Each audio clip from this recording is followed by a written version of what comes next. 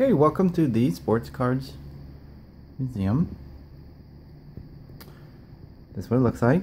I mean, it's going to be fascinating for people to... Wouldn't you want to see the early days of Disney? That's what this is going to be. Disney World for sports cards. And sports cards. We need this. Why isn't there a sports cards museum? I don't know. No one thought of that. I did, and I'm far enough along no one can catch me at this point. If I continue to work hard at it. So, you know, that looks better. We got one wall done. And those are the space cards that should be... It's a long story. It involves a lot of, frankly, macroeconomics. Why those cards are cheap. But they won't be if I have anything to do with it over time. Anyways, this is right up my alley. Sports, economics, I get this. I love sports cards. I loved it as a kid. So, it's a dream come true. I had 1991 Upper Deck baseball cards. I thought they were the world. I had one Beckett thick media price guide. I looked at old cards that were worth thousands of dollars. I was poor at that time as a child, and a $2,000 card was like, I mean, the end of the world to me. And I have some now. So this is a dream come true, and I'm having a blast. So we will create a small museum in this hallway. First, the cards are going to go up in the back, and then we're going to put shelving up, and then we're going to pull cards out from the filing cabinets in season according to players that are playing or on a hot streak or doing well at the All-Star break or postseason teams. Or it's heavy baseball right now because, long story, but we'll get into other sports. But anyways, I have a lot of packages. In fact, let's go downstairs and see if we have any more. I didn't check the mail today. This is it all bleeds into one. I mean, I can't really... This is my home office / life space, so there's gonna be some pets that show up on the sports cards videos and some music that shows up on the stuff I talk about, like no, nothing today. We're gonna talk politics, not politics, government. You don't even know. I have to not get sidetracked. So this is a sports cards museum. Let's go ahead and fucking bolt the door since police come in here and arrest me for being myself. It's hard to keep things separate, but I just went to the hospital and I had 4 police come into my home. Well, the door was open, so they could come in, I guess, but I was on the couch doing mentally ill stuff, but on the couch, non-violent. I was not tased this time. I've been tased before, but that was warranted. But I was on the couch, arrested, taken to a hospital. There was abuse at the hospital. I saw it. I got better. I said, it's time for me to leave. They said, you have to stay. I said, how can you keep me here? I'm healthy. Long story. It's not easy being me. So give me some fucking space. Until I finished this wall, it looked odd. And people in my life, or onlookers, would take a look at one video and go, what is he doing? It's called genius. In the face of like a lot of oppression, poverty, mental illness. So fuck off and watch. It's gonna be cool and special. Anyways, because I've been out of the office, I have a backlog of packages. So it's not really fun to watch me open packages. So it's gonna take me like 10 minutes, but I'm gonna open all these and then we'll talk about the cards. Give me a sec. Alright, well, that took about 30 minutes, but anyways. We'll start with the ungraded ones. These are in the order in which I opened them, but these are ungraded. Ungraded, it's almost true to say that a card doesn't count unless it's graded. Okay? These are graded cards. We can talk about the ins and outs of grading later, but this is a great card, looks like it, but if it's got a ding, not worth it. I mean, if it's got a cut on the, like if you just snip the corner, it's a worthless piece of junk. However, if it's a good condition card, it might be worth $1,000. So you can't say these are unvaluable, but oh my goodness, if it's not a graded card, almost doesn't count. I'm gonna keep these. I make guesses. I mean, Kyle Wright, he's a Vandy guy. I like Vandy, yada yada yada. But we have yet to see if he's going to be a good pro. He's a top prospect, a top draft pick, but we'll see this season. He'll get his chance in the rotation. So we'll know next year this time. But even then, he's just 1 year into it. You got to wait 4 years before you really know, is this guy an all-star? Is he just a team leader? Is he a fan favorite? Is he a potential Hall of Fame player? We don't know. It's going to take years. So I do buy cards like this if they're priced correctly, and I leave them in my filing cabinet to mature, and they're protected. Now, 2 or 3 years from now, I'll go through them, and I'll just pick ones, and it'll cost $10 to grade one of them if I do it in bulk. And I'll pick out a card, I'll take a look, and be like, this is a high-quality card, and it's a great, it's a high-condition card, and it's a great quality card. And if I go and I get a decent grade, it's going to be worth $500. And I'll just pick out of them, whichever ones I want, and then I'll be like, that one, that one, that one, that one. I'll look at others, and I'll be like, that didn't pan out like I thought. So, you need to grade your cards, but wait till you know if they're good. It's dumb to see people who graded a bunch of shit cards. Recent cards that made a guess, and then oops, that person's not good, so I wasted my money. However, if you put them up and take care of them, keep track of them, when you know they're going to be good cards, you go pay $10 and you upgrade, and now you have a $500 card. Okay, let me say this about sports cards. I won. I have beaten sports cards. I'll probably say this many times because it'll take a while for people to understand what I'm saying, but sports cards are an advanced form of for-profit fantasy sports. All of it has had to evolve. We had to have traditional fantasy before the internet for free among friends, and then we had ESPN and CBS do fantasy sports for free among friends, and they opened it up to the general public. You could be in any league. You didn't have to know the people. Then someone invented daily fantasy sports, which was just a way to get around the gambling laws, which the Supreme Court has changed, or they changed the landscape of that with their decision. Going forward, sports betting, traditional sports betting and fantasy, daily fantasy will merge. They will each become like the other until they're almost the same. My goal is to take the concept of for-profit fantasy sports and make it rational and safe. What do I mean by rational? By the time that daily fantasy and traditional sports betting become the same thing, it won't be rational. It'll be betting. Betting is not rational. It's not an economic engine, and it's not a financial instrument. It's a way to enjoy a game. But when you bet, the house makers know they're going to take their piece, and you're basically betting on a 50-50 chance. It's complicated because the whole herd has to make their bets before it comes to a 50-50 chance, and the house wins. But after enough people participate in an efficient sports betting market, it's just like gambling. The house wins. You might be up one game, down one game, and maybe you enjoyed that, but be careful because it's gambling. Okay? Now, sports cards is different.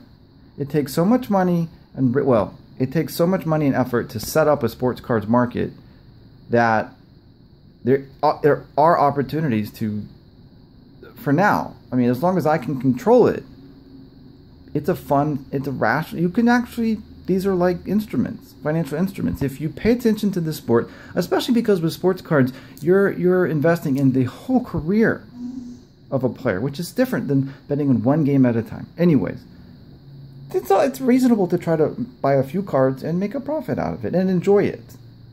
A little profit, just here and there. It's rational and safe. The reason I say safe is because the market right now needs control, and I will put control on it, and then it will be a safe market. But right now, who knows? Boom, bust. I mean, some periods of sports cards are worthless. Some are worth millions. I mean, it needs order, and I will instill order on it. I will be a market maker of an advanced form of for-profit fantasy sports called sports cards. All of it. Now, the modern part of sports cards is where it's fantasy and for-profit. Kyle Freeland, young pitcher. Who knows? Had a great year last year. Will he perform again this year? I don't know. Now, as the science of statistics and sports gets better, we'll know more about who's going to do what, but it's still sports, and who knows? Okay? But you buy this card now because you're going to watch him this year, and if he does well, your card increases in value. Okay? So, then why buy old cards? Well, there's actually more money in old cards, but the reason you buy old cards like this one right here, I don't know anything about this guy, Doyle Lady. Got a cool Cubs uniform. It's from 1951 Bowman. From a sports car's perspective of the history of it, this is a cool card. It's only it's an ISA 4. That's not, but it's important. Why is it important? Because it tethers the whole system. Okay, it's like the gold standard. Why? Because if these manufacturers get out of hand and start overprinting, these babies become really valuable, right? Because then what do we have? A ton of demand, a ton of cards, modern cards, and the ratio of just the sheer number of modern cards and the money put in, whatever, the sheer activity and number of cards, of modern cards, if it starts to get out of hand, these, which are finite, act like gold. So, and it's also an interesting piece of history of the whole sports cards system, which has taken decades and also needed fantasy sports to make it relevant. It's a very fascinating thing of culture, of sports, of economics, of history. But I am the sports cards museum. Don't try to compete with me like this. I'm trying to help you. I just want to be expeditious and I want to be fair. You will lose if you try to do what I do. You will not win. I have won. It's just time and execution to really make a bunch of money. And all I'm trying to do really is put order to this system so that people, individuals, can buy a few cards for $100. That's enough. You don't have to be like me and spend hundreds of thousands of dollars on cards. Okay? I do this so that you can enjoy it. Either personally, you can buy a card or two. You can see my museum of really, really expensive cards. Whatever. Don't try to do this. You will fail. I'm sure, I haven't done the math. I don't want to do the math. I'm not afraid of competition. If you try to compete with me with my business model, I'm sure it will be better for me and bad for you. It'll just get in the way. If you want to operate a local card shop, do that, because in 15 years I'll circle around and either, co-opt, we'll work together. I'll probably buy you out. Either just buy your cards or you'll work for me. I'm not trying to be a dick. I'm just saying, don't do this. Sports cards are valuable. They're fascinating. They're sophisticated. They have a lot of participants, but they're assholes and idiots. And don't try to do what I'm doing. If you want to do a business in it, do a local sports card shop in Chicago or Milwaukee, and in 15 years I'll circle around and we'll partner. I'll buy you. I'll buy you, and you'll merge into my system. Otherwise, feel free to buy a couple cards, pay real money for it, make sure they're graded. If you want to buy some of these cards, pay the money to get them graded. Take it seriously. Right now, all the sports cards people, all they are is throughput, transactions. These people can't sell cards fast enough. I don't get it. Like this one could be worth $2,000 in 4 years, but someone sold it to me for $19 or something because they can't sell fast enough because they're addicted to selling and revenue. They don't have the model I have of a museum. They're not going to set up a cool YouTube channel. They don't have a hallway with cards like I do. Even if they get it and they want, it's going to take me months to finish, or at least a month to finish my museum. Once then, I have thousands of cards already put out in order. I have their numbered. I have them on a spreadsheet. I have more in the get more. Okay, the way I'm buying cards is strategic. You're not going to be able to beat me at this. Don't try. Please, for your own safety and health, don't try. Just watch. Anyways, Kyle Wright, Vanderbilt person. That's a 5 out of 5. Vanderbilt uniform. I love it. Same kind of issue out of 99. This is a Leaf autograph out of 99. But that 5 out of 5, that could be really good. These are the graded cards, which I will list because I'm a market maker. All of it, including the pricing. The pricing is out of whack. I will make judgments based on my understanding of sports and the science of sports and statistics of sports and economics, and I will give you the prices that they think are fair. Okay? And I'm making the market already in certain parts of the industry, certain players. I set the prices, and people, they do what I do. That's how it will be. Don't try to do this. You will fail and hurt yourself. I'm smarter than you. I'm smarter than you. I'm humble, and I'm honest. So think about that. It'll just get in the way and bother me. I've got other stuff to do. But Kyle Freeland, First Bowman, Black. These aren't serial numbered, but they're limited and 9.5. Like this guy, come on now. You got 8 more. He's going to stay in Colorado if he keeps pitching like this. He only has 3 pitches. He's working on a curveball. Heaven help us if he figures out a curveball. Scottie Pippen, his son just committed to Vanderbilt basketball, so now I'm a Scottie Pippen fan. 1993. This is the gold standard. We're not, Scottie Pippen is retired, so we're not really, his work is done. We know that. But I'm going to have these cards because it's important to see the history of it and hold these things, because we have to, these modern card companies will get out of control if we don't own old cards. And a lot of people do, and there's more money in that, but there needs to be, whatever, about even money between old and new, whatever. We'll figure it out. I don't even know. I don't give a fuck. 1969 Topps. I don't have anything from 1969 football. I hardly have any football. VGX4. I don't give a fuck. This thing was like $5 and it's graded. Okay? Graded cards matter. Lamar Jackson. Whatever. 1 out of 10. Whatever. This one's awesome. Walker Buehler. I love SGC. It's tempting to go like all modern SGC, but if I'm a museum, I want to show you who all has graded what over time. And you can't just go with SGC because in 5 years or 10 years, they will change. And then you have to update and regrade it, whatever. Once it's graded, and you take it as it is, as a piece of the museum, okay? But this guy, Walker Buehler's nasty. Gold label, pristine, love it. Same thing, gold label, pristine, Alligator. Both of these are Topps. You see the Dodgers jerseys, they have the license. Rookie cards, oh, this should be in here. Kumar Rocker, I love him. Why? Has anyone seen the Disney movie, The $1 Million Arm, where the guy goes to India and finds 2 people playing cricket, and they kind of maybe sort of make it in the minor leagues? This guy, his name's Kumar. That means he's Indian. He's 6'5", 230, 96, 97, 98 mile per hour fastball. Would have gone maybe #1 overall, but he committed to Vanderbilt, my school. He's going to play for my school. He's going to win at my school. He's going to be drafted high, if not #1 when he comes out, unless something weird happens, like an injury. But unless it's an injury, this guy is going to go #1 in 3 years. Okay? He doesn't have a $1 million arm. He has a $50 million arm. And he is the only Indian player I've ever heard of in baseball. And India is a huge country that plays cricket, which is a lot like baseball. I would not be surprised if in the next 30 years, well, India will develop in the next 30 years. And there's 1 billion fucking people in there. Everybody talks about China, but my money is on India. Okay? Why? Because they're capitalists. Everybody talks about China, but they're communists. That's fine. If they want to do that, they might be able to. They're peaceful people. I'm not excited about a future where we rival another communist country, except this time it's got 1 billion people instead of like Russia, where it has far. I'm not excited about a future of United States versus China, where it's communist and capitalist again. Democratic capitalism and communism again.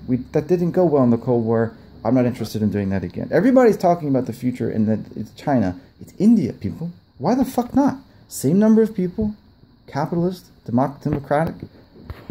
Anyways, they play the fuck out of cricket, and they might figure out how to pick up a baseball bat, and they might just be baseball fans, and they might look to the only guy who's ever been in the major leagues as an Indian pitcher or anything, and I got his rookie cards, and he's a Vandy guy. I love this guy. Kyle Wright, graded, Vandy guy. Jim Mint, 10 PSA, first Bowman, out of 50. Victor Robles, Jim Mint, 10. This is boring. Sometimes sports cards people just do that. I try to buy players in 3s, because if I like Victor Robles, it's just too much, because I could go heavy into Victor Robles, but what if he gets injured? He did get injured. What if he gets injured again? I don't know. But I try to think of players in 3s. So right now, Victor Robles, Ronald Acuna, and Ozzy Albies remind me, they're like the same kind of player. 5'9", Latinx, wily.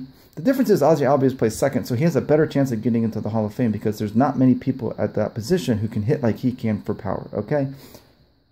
Awesome player, defense. They're all great players in different ways, but they're all 5'9", 175 Latinx players of the same age. So I'm trying to buy them in 3s. Kyle Wright, he fits into a category of Kyle Wright, Walker Buehler, and Kumar Rocker. Really cool Vanderbilt pitchers who are young, etc. So here's a Ronald Acuna, Jim Mint, PSA Ice, but out of 149, Mint 9. He goes in that threesome. And then this is an old card. Just, I don't know. Who are these people? Bob Gibson? Bobby Dillon? Bobby Bolin? I've heard of Bob Gibson. I don't give a fuck. 1969 Topps SGC 5. Great. Ozzy Albies. So you can see I have, in this package, you can see 1 Victor Robles, 1 Ronald Acuna, 1 Ozzy Albies. Okay? I'm saying that because that's one way to do it. You see how complicated it is to do this in a safe way? You don't go all in. I'm trying to make this a fun, leisurely thing where you might make some money if this is your thing. You know, you have a better chance of making money than if you just put down a $100 bet on UCLA to win one night. If you do your homework and you know your player and you buy the card and hold on to it for 10 years, you really might gain $1,000, okay? But it's complicated to do the whole thing, and you can get hurt. I actually feel like I have to say this. For a little bit, I was trained as a financial advisor. It didn't work out, but I got the licenses, and I'm supposed to tell people, be safe with your money. If you're a financial advisor, and to keep your license, you have to tell people, be safe with your money. If they come to you and they say, I've got $10,000 and I want you to invest it as a licensed financial planner, advisor, whatever, Series 6, whatever, you have to tell them, no. It's not a valid investment strategy to bet on baseball. You have to tell them that. If you don't tell them that, or you tell them it is a valid investment strategy to bet on baseball, you will lose your license. This is a financial instrument and it's highly complex, okay? Don't try to do what I do. I'm doing this so that you can enjoy 1 or 2 or 3 cards, okay? And I'm going to put all these assholes out of business who have no idea what they're doing. Right now, these people are mean on eBay. They're idiots. They don't get it. And we need to I'm going to make this safe for regular people to enjoy sports cards. By owning a few, maybe a small collection, a small super collection, don't get carried away. Okay? If this is a real financial instrument outside of what I do, it's for elite investors who also invest in art and wine. Really.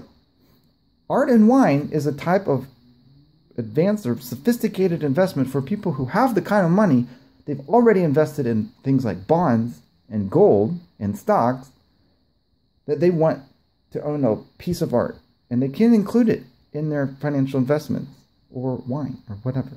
Sports cards is going to be like that, but it's for the advanced investor. It's not for you. Just take it easy, okay? But this is how I do it, just to show you that it is sophisticated. And I do have training in economics, and I was licensed for a while as an advisor. I'm not anymore. This is not advice. Please realize that. But I know what I'm talking about when it comes to finance and economics. Don't try to do this at home. Just watch me do it. Anyway, Scottie Pippen 100 pristine, old SGC grade, some kind of chrome. Awesome. Old card, don't give a fuck. It's just there to be like the gold standard. Kumar Rocker, more Kumar Rocker. I thought I put these all. I didn't order them correctly. Old card, Michael Jordan. Who doesn't love Michael Jordan? 1991-92 Upper Deck hologram. Look at that. That's so cool. SGC 98. For a minute, you're going to see these videos, you're going to be like, hey, I can do it too. Because there's a lot of idiots out there in sports cards and opportunity. Try it. I mean, don't get me wrong. It's America. Try it. If you think you can do it better than me, try it. But you can't. You will lose your money. I mean, you might even say, well, he'll buy me out. But there's too much of this going on. You'll just hold on to it, and I'll buy the other idiots that don't do this. Just let me do this, okay? It's not going to be very long before I am the market maker for sports cards. I'm not making cards yet. I'm not grading cards yet. I'm not building supplies yet. But I'm going to get this under control. It's a lot of fun, and it needs control. And I'm going to do that so that other people can enjoy it. Participate a little bit. Watch videos. Visit a museum. I'm going to do the hard work. Take the risk. Put down the money. Take the time. Execute. Do the work. So that this is a rational and safe environment. And it's a lot better than fantasy. Daily fantasy, traditional fantasy, sports betting. It's a lot better. Okay? But I did it. I came up with the concept of the museum. I put down $25,000. I've been working for 3 years on this. I have a strategy that cannot be beaten. All of it. What I'm doing here in my office, what I'm doing in the hallway. Okay? What I plan to do with my first location. You can't beat this. I did it. I should benefit from this because I came up with all of this on my own and nobody else was doing this. So I don't need a patent. I don't need all the, because I have strategy. My strategy cannot be beaten. Do not try this at home. Just sit back, watch, and enjoy, okay? Anyways, thank you.